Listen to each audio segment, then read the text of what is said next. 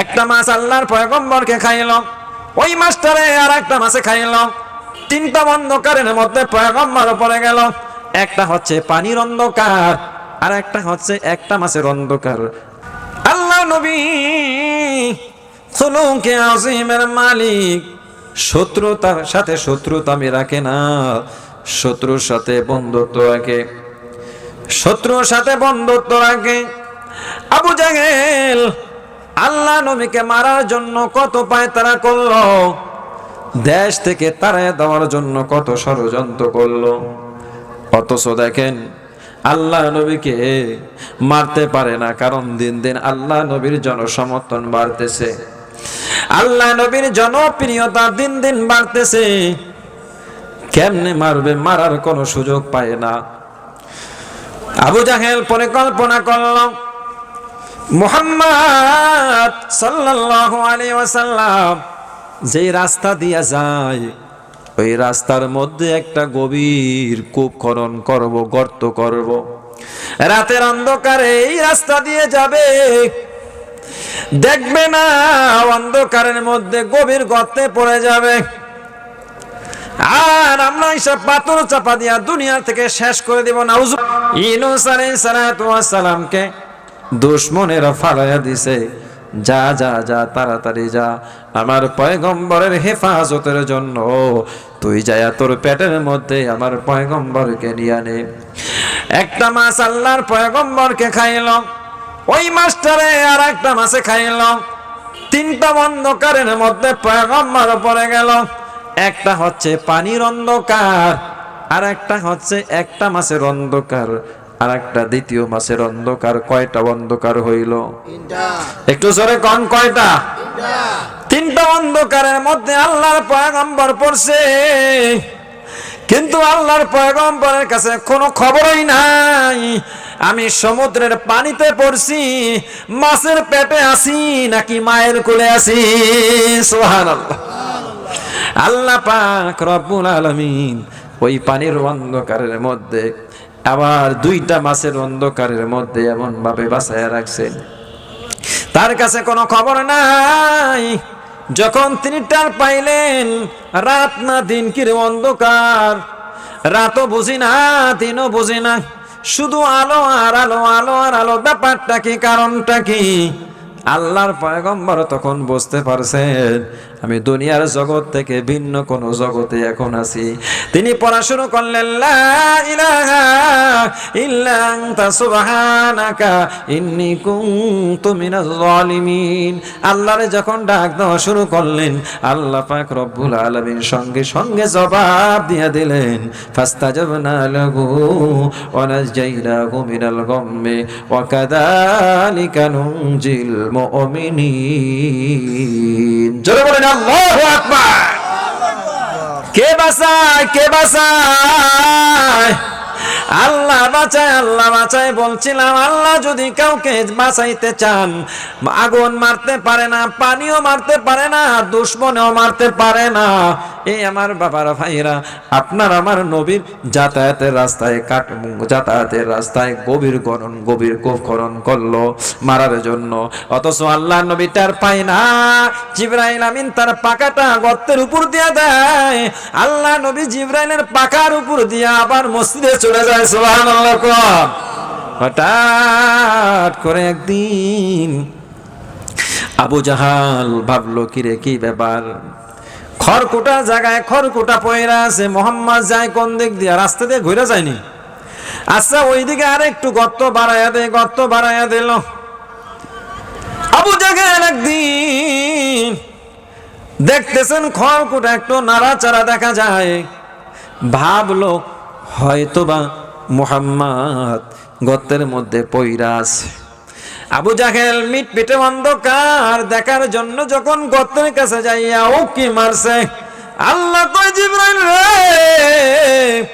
আমার বন্ধুর দুশমন, আমার বন্ধু শত্রু, দ্বীনের শত্রু, ইসলামের শত্রু, ইসলামের দুশমন, এ জিবরাইল তাড়াতাড়ি যা, আবু জাহেল গর্তের কাছে আসছে, ধাক্কা দিয়া গর্তের মধ্যে ফালাইয়া দে। সুবহানাল্লাহ। আল্লাহর মার রাখে আল্লাহ, মারে কে? মারে আল্লাহ, রাখে কে? ঠিক না? আল্লাহ যদি মারতে চায় কেউ রাখতে পারে না, আল্লাহ যদি মারতে চান কেউ রাখতে পারে না, আল্লাহ যদি মারতে চান কেউ ধরে রাখতে পারে না, আর আল্লাহ যদি রাখতে চান কেউ মারতে পারে কি পারে না? না না, আবু জাহেল এত গভীর গর্ত খনন করলো। এই যুবকরা আমার লাগে একটু চা নো, তাহিরির মতো একটু চা খাই, আনছো না? একটু জিকির করি লা ইলাহা ইল্লাল্লাহ, জোরে লা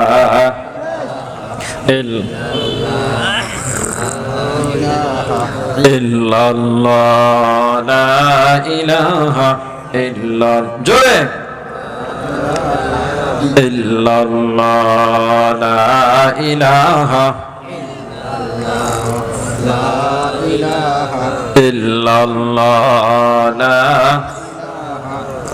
ইল্লাল্লাহ, লা ইলাহা ইল্লাল্লাহ, লা ইলাহা লা ইলাহা ইল্লাল্লাহ, লা ইলাহা ইল্লাল্লাহু মুহাম্মাদুর রাসূলুল্লাহ। জবান খুলে বলেন তো আলহামদুলিল্লাহ। আপনারা কষ্ট পাইতেছেন মাঝে মাঝে, যে বেটকি দেয় এই জন্য কষ্ট পান, এই বেটকিটারে বরকত মনে করেন, তাহলে আল্লাহ পাক নেয়ামত দান করবে। আমিন বলি। আসলে কি শোনেন, এই মন যদি খারাপ হয় না তো ভালো জিনিসও খারাপ লাগে, ঠিক না? তোমরা রাগ করো না ভাই, এখন সাউন্ড ঠিক আছে, আর দইরো না, ছুঁয়ো না, স্পর্শ করো না, যদি করো স্পর্শ তাহলে জরিমানা দিম। এখন সাউন্ড ঠিক আছে আলহামদুলিল্লাহ, আমি দিম, ওর তো নিম না, তো আমি বলছি জরিমানা দিম। এই আমার বিরুদ্ধে বাবারা ভাইয়েরা, আবু জাহেল যখন উকি দিয়ে দেখতে চাইল, গর্তের সামনে যখন উকি দেয়, দোতলা তিনতলা বিল্ডিং এর ছাদের উপর কানিসে যাইয়া যখন এমনি করে নিচে দিকে তাকায়, পাক্কা দিয়া নিচে পয়রা যায়, ঠিক কিনা গন? আবু জাহেল গর্তের ভিতরে পয়রা গেছে। ওইদিকে আবু জাহেল আপনার আমার নবীর জন্য গর্ত খনন করিয়া সব মানুষগুলোকে বইলা দিছে, মুহাম্মদ যখন গর্তে পয়রা পড়বে, আমারে বাঁচাও, আমারে বাঁচাও, পয়রা গেছি, কেউ কাছেও যাইবা না, সাবধান, যে যাবি তার পাও খোরা করে ফেলাম। এবারে নিজে যখন গর্তের মধ্যে পয়রা গেছে, পয়রা বলতেছে, কে কোথায়? আমারে বাঁচাও, আমারে বাঁচাও। এই খবরদার, কেউ যাবি না। ওই যে না কয়ে দিচ্ছে, কেউ যায় না, কেউ যায় না, কেউ যায় না, আমারে বাঁচাও, আমারে বাঁচাও, আমারে বাঁচাও। কেউ যায় না, কেউ যায় না, কে আসবে, কে আসবে? হারে আপনার আমার নবী, দয়ার নবী, মায়ার নবী, রাহমাতুল লিল আলামিন, ওয়া মা আরসালনাকা ইল্লা রাহমাতাল লিল আলামিন। আল্লাহ বলে, ও নবী, আপনাকে তামাম দুনিয়ার মাখলুকাতের জন্য রহমত করে দুনিয়ায় পাঠাইছে, জোরে কোন সুবহানাল্লাহ। আপনাকে আমি রহমত স্বরূপ পাঠাইলাম, দয়ার নবী, মায়ার নবী, রাহমাতুল লিল আলামিন। ওই রাস্তা দিয়ে যাচ্ছেন, এখন তাকায়া দেখ, এখন আওয়াজ পাইতেছেন, বলতেছে, বাঁচাও, বাঁচাও, দেন, কালেমার দাওয়াত দেন। এই কারণে আবু জাহেল নবীর পিছনে নাইকা গেল, দুশমনি শুরু করলো। আজকে নিজের দুশমন আবু জাহাল গর্তের মধ্যে পইরা গেল। এর আগে শুধু ডাকতেছে, ডাকতেছে, ডাকতেছে, সবাই দৌড়ে আসলো। কিরে, আমাদের নেতাজির কণ্ঠের মতো যে কণ্ঠ শোনা যায়, ব্যাপারটা কি কি হইল? সবাই দৌড়ে এসে দেখে নেতাজি গর্তের মধ্যে পয়রা আছে। আবু জাহেল চিল্লা চিল্লা বলে, কে তোরা, কে আসুস, কোথায় রে? জীবন আর বাঁচে না, এই গর্তের ভিতরে আর কিছুক্ষণ থাকলে দম পাইটা ময়রা যাবো, তাড়াতাড়ি আমার কাছে কাশি ফালায়া দে, রশি ফালায়া দে, সুতা ফালায়া দে। সবাই মিলে তারা কাশি ফালাইতে লাগলো, দড়ি ফালাইতে লাগলো। কাশি দড়ি চিনেন তো? এই বৃদ্ধা বাবা ঘুমেন না। কাশি দড়ি ফালাইতে লাগলো। 5 হাত কামায় না, 1 হাত বাকি, 10 হাত 1 হাত বাকি, 12 হাত 1 হাত বাকি, যত দেয় শুধু 1 হাত বাকি তাকে আল্লাহ কয়। যত দিবে 1 হাত বাকি থাকবে, নাগাল পাবে না, নাগাল পাবে না। আবু জাহেল বলতেছে, আমার সার্গিতারা রে, আমার বংশের লোকেরা, তোরা মক্কা মদিনায় যত উট আছে, বেড়া আছে, বকরি আছে, দুম্বা আছে, সব উট, বেড়া, বকরি, দুম্বার দড়ি কাশি গুলা সব একটার মাথায় একটা গিরা দিয়ে, একটার মাথায় একটা গিরা দিয়ে, একটার মাথায় একটা গিরা দিয়ে তোরা ছাড়তে থাক, ছাড়তে থাক। দিতে দিতে দিতে যত রশি ফালায় বাকি আছে 1 হাত। আল্লাহ বলেন, যত দিবি কিয়ামত পর্যন্ত দিতে থাকবি, 1 হাত পূরণ হবে না। আল্লাহু আকবার। এ আমার বিনেতা বাবারা, যুবক ভাইরা, ও পর্দার মা, আল্লাহ বলেন, ওয়াইন্নাকা লাআলা খুলুকিন আযীম। হে নবী, আমি আল্লাহ আপনাকে খুলুকে আযীমের মালিক বানায় দিলাম। তাম দুনিয়ার মানুষ আপনার দুশমনি করবে, আপনার সাথে শত্রুতামি করবে, আপনি শত্রুতামি করবেন না, আপনি ধৈর্য ধারণ করবেন আর তাদের জন্য দোয়া করবেন, হেদায়েত কামনা করতে থাকবেন। এবার আবু জাহেল কয়, তোরা এমনি করে যদি দড়ি কাশি দিতেই থাকস, দিতে থাকবি, আমি কিন্তু গর্তেই থাকা যা মরতে পারবো না। তোরা একটা কাজ কর, আমার ভাতিজা মুহাম্মদ, আমার বিশ্বাস যে মুহাম্মাদের সারা জীবন দুশ্মনী করলাম, শত্রুতামি করলাম, ওই ভাতিজা মুহাম্মদকে আর যতক্ষণ পর্যন্ত মুহাম্মদ আমারে মাফ না করবে, আমি গর্ত থেকে উঠতে পারবো না। সুবহানাল্লাহ। নবীজির কাছে খবর দেওয়া হইল। নবী আইসা গর্তের পাশে হাজির। নবী আইসা আফসোস করতে, চাচা কেমনে পড়লেন? আর এই গভীর গর্তই আবার কিভাবে হইল? কয়, ভাতিজা রে, এই গর্তটা তোর জন্য করেছিলাম। সুবহানাল্লাহ কন। কয়, চাচা পরের জন্য গর্তে করলে কি হবে? গর্তে নিজেই পড়তে হয়। এই জন্য আমি বলবো, মশরার ভাইয়েরা, বাবারা, পরের ক্ষতি করার চেষ্টা করিয়েন না, পরের ঘরে আগুন দেওয়ার চেষ্টা করেন না। দেখবেন হঠাৎ করে আপনার ঘরে ধাউ ধাউ করে আগুন জ্বলবে, ঠিক কিনা বলেন? আর একজনের মাথায় আপনি বাড়ি দেওয়ার চেষ্টা করেন না। আপনি কলিমদ্দির মাথায় বাড়ি দিবেন, আপনার মাথায় সলিমদ্দি পিছন দিক দিয়ে এসে বাড়ি মাইরা দিবে, ঠিক কিনা? আপনি কারো ক্ষতি করতে যায়েন না। আল্লাহ নবী, বিশ্ব নবী মুহাম্মদুর রাসূলুল্লাহ সাল্লাল্লাহু আলাইহি ওয়াসাল্লাম গর্তের পাশে দাঁড়ায়া রইলেন। আল্লাহ নবী গর্তের পাশে দাঁড়ায়া এবার আর উট, ভেড়া, বকরি, দুম্বার কোন দড়ি কাছে দেওয়া লাগে না। আল্লাহ নবী, বিশ্ব নবী রাহমাতুল লিল আলামিন তার পবিত্র হাত মোবারক গর্তের মধ্যে ঢুকায় দিলেন। চাচা, আপনি আমার হাত ধরেন, মজবুত করে ধরেন, আমি আপনাকে টান মারবো, আপনি ঘর থেকে উঠে যাইতে পারবেন। আল্লাহ নবী হাতটা বাড়ায় দিল। আহারে, শত শত হাজার হাজার হাত, হাজার হাজার গজ দড়ি দিয়া যে আবু জাহেল নাগাল পায় না, আল্লাহ নবী হাত দেওয়ার সঙ্গে সঙ্গে আল্লাহ নবীর হাত আবু জাহেল নাগাল পায়া গেছে। সুবহানাল্লাহ। টান দিয়ে আল্লাহ নবী উঠাইলেন। উইটা কি কয় জানেন? কিরে মুহাম্মদ, যেখানে এত ভেড়া, বকরি, উট, দুম্বার দড়ি কাশি দিয়া লাগুর পাইল না, আর তুই হাত দিয়ে উঠে ফেলালি? আসলেই তো তুই সত্যিকারে বিশ্ব জাদুকর। ছিল্লা এখন নাউজুবিল্লাহ। আরে কপাল পুইরা গেলে কি হয়? আল্লাহ নবী ভাবছেন এমন বিপদে পইরা গেছে, মনে হয় বিপদ থেকে একটু উঠতে পারলে, বাঁচতে পারলে, মনটা নরম হইছে, কালেমা পড়বে, মুসলমান হইবে। কিন্তু মাইয়ুদলিল্লাহু ফালা হাদিয়া লাহু ওয়া ইয়াযরুহুম ফি তুগয়ানিহিম ইয়ামাহুন। চিল্লা এখন হেদায়েত দেওয়ার মালিক কে?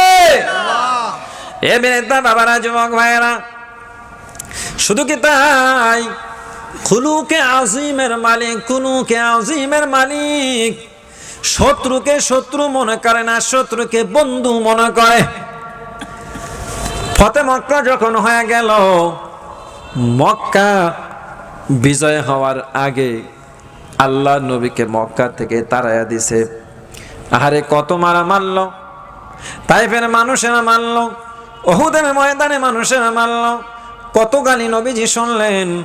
এত গালি শোনার পর, এত মারি খাবার পর আল্লাহ নবী কারোর জন্য বদদুয়া করেন নাই, আল্লাহ নবী কাউকে প্রতিশোধ গ্রহণ করেন নাই। আল্লাহ নবী মক্কা থেকে মদিনায় হিজরত করবেন। আল্লাহ নবী খানায় কাবা প্রবেশ করার জন্য একটু অনুরোধ করলেন, কাবার চাবিটা তালাটা খুইলা দাও, আমি একটু কাবা ঘরে প্রবেশ করব, আমি শেষবারের মতো কাবা ঘরের ভিতরে একবারের জন্য একটু আমি একটা সেজদা দিব। না না, দেওয়া যাবে না। তালাও করলো না, ভিতরে প্রবেশ করতে দিল না। আল্লাহ নবীকে কত চোখ রাঙ্গানি দিল, কত বক্সনা করলো। এ বিনিদ্দা বাবারা, আল্লাহ নবী মনের কষ্ট আফসোস লয়া ইয়াসরিবের জমিনে চলে গেলেন। ইয়াসরিবের জমিনে, ইয়াসরিব শুধুমাত্র খেজুর গাছ আর খেজুর গাছ, একটা অনুন্নত এলাকা। এই অনুন্নত এলাকায় আপনার আমার নবী চলে গেলেন। আরে মদিনার থেকে আল্লাহ নবী যখন বিপুল সংখ্যক মুসলমান লইয়া, কালেমাওয়ালা মুসলমান লইয়া আল্লাহ নবী মক্কায় খানায় কাবা তওয়াফ করার জন্য আসলেন। ফতে মক্কা হয়ে গেল, মক্কা বিজয় হয়ে গেল। কাফের বেঈমানদের শক্তি আস্তে আস্তে দুর্বল হয়ে গেল। মক্কার ক্ষমতা আমার আপনার নবীর হাতে যখন চলে আসলো, মক্কা বিজয় হয়ে গেল। আল্লাহ নবী মুহাম্মদুর রাসূলুল্লাহ সাল্লাল্লাহু আলাইহি ওয়াসাল্লাম এবার কাবার ভূমি, কোরআন নাজিলের ভূমি, মাতৃভূমি ঘুরে ঘুরে দেখতেছেন। আর শত শত হাজার হাজার মুসলমানের আগমন দেখিয়া মক্কার মানুষ কে কোথায় পালায়ন করব দিশা পায় না। ওইদিকে মক্কার কুরাইশ কুফার নেতারা ভয়ে থরথর থরথর করে কাঁপতেছে। যেই মুহাম্মদকে দেশান্তর করলাম, দেশ থেকে তাড়ায় দিলাম, আজকে দেশের ক্ষমতা তার হাতে, আমাদের একটারও কল্লা রাখবো না, গদ্দান উড়ায় দিবে। কিন্তু আপনারা বলেন তো দেখি, আমার নবী কি প্রতিশোধ গ্রহণকারী বাদশা নাকি? না না, আমার নবী প্রতিশোধ গ্রহণকারী নন। আমার নবী মাতৃভূমি তিনি ঘুরে ঘুরে দেখতেছেন। এর আগে আল্লাহ নবী সাহাবাদেরকে বললেন, সাহাবারা রে, এই মক্কা নগরীর কোন কাফের বেঈমানের শরীরে স্পর্শ করবে না, টাচ করবে না, আঘাত করবে না। কোন শিশু, কোন নারীর গায়ে আঘাত করবে না। এমনকি একটা মক্কার পাতাও ছিঁড়বে না। কারণ আমি খুলুকে আজিমের মালিক, আমি উত্তম চরিত্রের মালিক, আমি প্রতিশোধ নেব না। দুনিয়াতে আমি প্রতিশোধ নেওয়ার জন্য আসি নাই, দুনিয়াতে আমি আসছি বড় বড় অপরাধীদেরকে মাফ করে দেওয়ার জন্য। আমি তাদেরকে মাফ করে দিব। এ আমার বিরুদ্ধা বাবারা, যুবক ভাইরা, দয়ার নবী, মায়ার নবী, রহমাতুল্লিল আলামিন ঘুইরা ঘুইরা ঘুইরা ঘুইরা মাতৃভূমি দেখতেছেন। আরে একটা না, দুইটা না, 10টি বছর পর, 10 বছর পর্যন্ত জন্মভূমি ছেড়ে মদিনায় ছিলেন। আজকে 10 বছর পরে তিনি মক্কায় আসছেন। এক যুগের কাছাকাছি। মনে কত কষ্ট, আজকে আসছেন, আজকে মনে কত আনন্দ, কত খুশি, শুকরিয়া আদায় করতেছেন, আলহামদুলিল্লাহ। আর আমার নবী কোরআনের ওই আয়াতটা বারবার বারবার পড়তেছেন, কুল জাআল হক ওয়া জাহাকাল বাতিল ইন্নাল বাতিলা কানা যাহুকা। আল্লাহু আকবার। কুল জাআল হক ওয়া জাহাকাল বাতিল ইন্নাল বাতিলা কানা যাহুকা।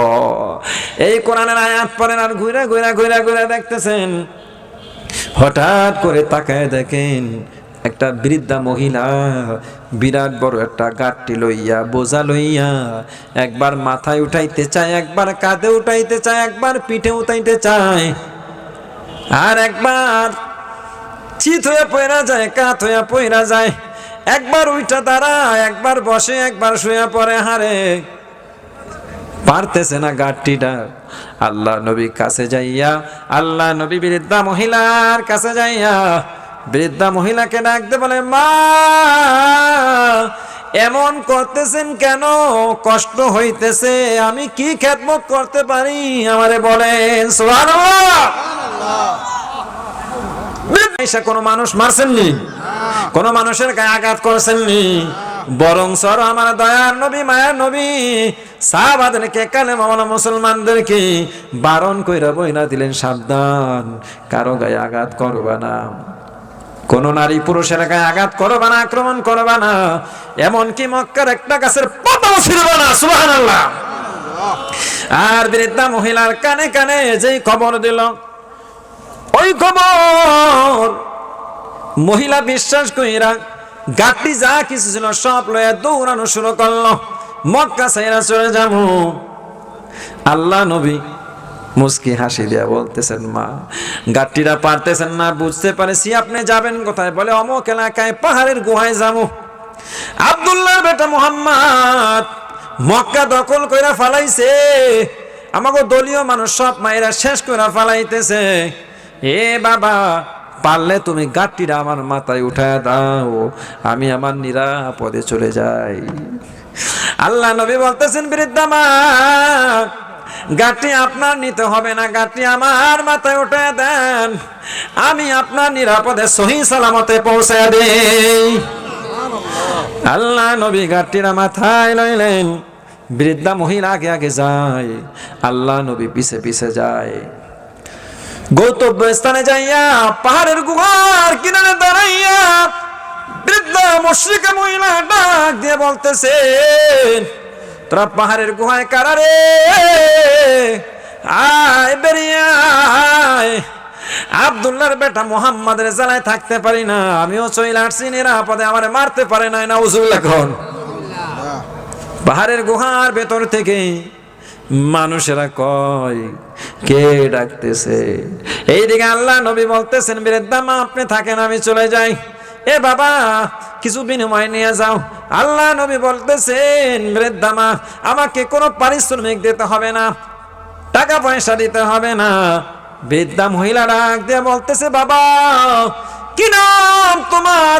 এই মক্কার দেশে মানুষ বিনা পারিশ্রমিকে, বিনা পয়সায় মানুষ মানুষের উপকার করে, চোখে দেখা তো দূরের কথা, কোনোদিন কানেও শুনতে পাই নাই। এ বাবা তোমার পরিচয় দাও। আল্লাহ নবী ডাক দিয়ে বলতেছে, বৃদ্ধা মা যে আব্দুল্লাহর বেটা মুহাম্মাদের ভয়ে মাতৃভূমি ছাইরা পাহাড়ের গোয়ে হাজির হয়ে গেল, আমি ওই আব্দুল্লাহর বেটা মুহাম্মদ। সুবহানাল্লাহ। পাহাড়ের গুহা থেকে লোকেরা বেরিয়ে আসছে, ডাক দেয়া বলে, বৃদ্ধা মা যে মুহাম্মাদের ভয়ে তুমি ঘর সাল্লা, বাড়ি সাল্লা, মাতৃভূমি সাল্লা, পাহাড় আশ্রয় নেওয়ার জন্য আসছো, সেই মুহাম্মাদের সামনে দাঁড়ায় দাঁড়ায় কথা বলতেছো, তোমার তো সাহস কম না, কল্লায় ধরে একটা ছাড়া দেব। বৃদ্ধা মহিলা ডেকে বলতেছে, আরে যেই মানুষ মানুষের বিনা পারিশ্রমে উপকার করে, এ বাবা মুহাম্মদ সারা জীবন আপনার কত বদনাম শুনলাম, আপনি নাকি নারী লোভী, ক্ষমতা লোভী, আপনি নাকি আত্মসৎকারী, লুণ্ঠনকারী, দখলকারী। নাউজুবিল্লাহ কয় না? সারা জীবন কি ভুল শুনলাম? এ বাবা তোমার এত বদনাম শুনলাম, এত কোষা শুনলাম, আর দেরি নয়, তুমি এত ভালো মানুষ, এত ভালো মানুষ, সারা জীবন তোমারে কতবার গালি দিলাম, তোমার বিরুদ্ধে কত কথা বললাম, আর তুমি নাকি বিনা পারিশ্রমিকে আমার গাড়ি আমার নিরাপদে পৌঁছায় দিলা। এ বাবা বুঝতে পেরেছি তুমি সাধারণ মানুষ নও, তুমি আমার কালেমা পড়ায়া পড়ায়া মুসলমান বানায়া দাও।